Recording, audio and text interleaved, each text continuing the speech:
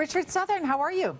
I am well. How are you doing on this rainy Tuesday? It's kind of gross, isn't it? It's gloomy and gross. I'll be glad when this day is done. We should have called in sick today or something. It's a good day to call in sick, isn't it? I'd love to chat for longer, but I've already been told I'm not allowed to go long and chit-chat with you. So let's get right to the big story of the day. This U.S. slapping really big trade tariffs on Canadian lumber. This is affecting major market impact as well. Loonie's tanking? Yeah, the Loonie, about a 14-month low for the Canadian dollar today, Avery, amid this growing trade dispute between the U.S. and Canada. So the Canadian dollar down 29,100, 73.72 cents U.S. Did finish off the lowest levels, but it's been steadily falling, down about 1.1 cents over the past 4 weeks or so.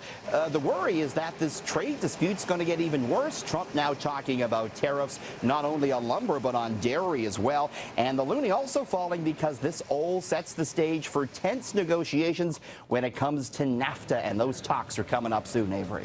All right, well, I don't know how effective this is going to be, but the Canadian government has said that it's going to fight back against lumber tariffs. It is. Canadian government going to do what they can legally to try and sort of stop this and turn it around. Interestingly enough, the lumber stocks on Bay Street today, they actually went higher. West Fraser Timber, the biggest name in the Canadian lumber space, its stock was up 8.75%, a big gain.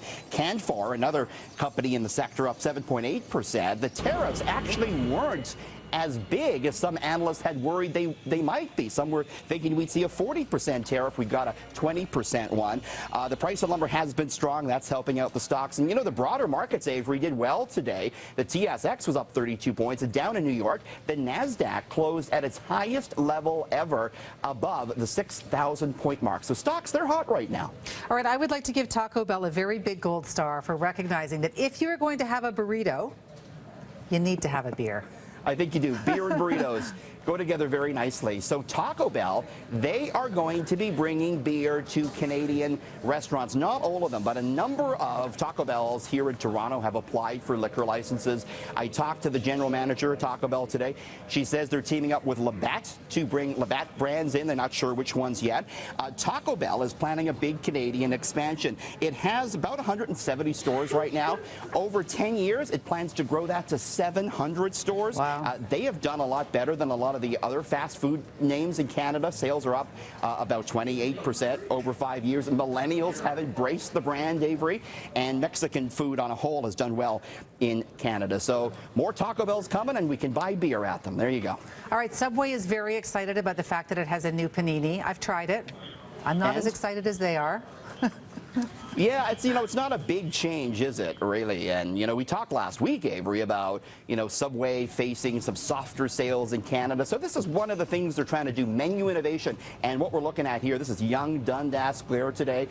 Subway holding a little, free truck to show off its new paninis. These sandwiches are going to be on its menus right across Canada. There's 5 to choose from.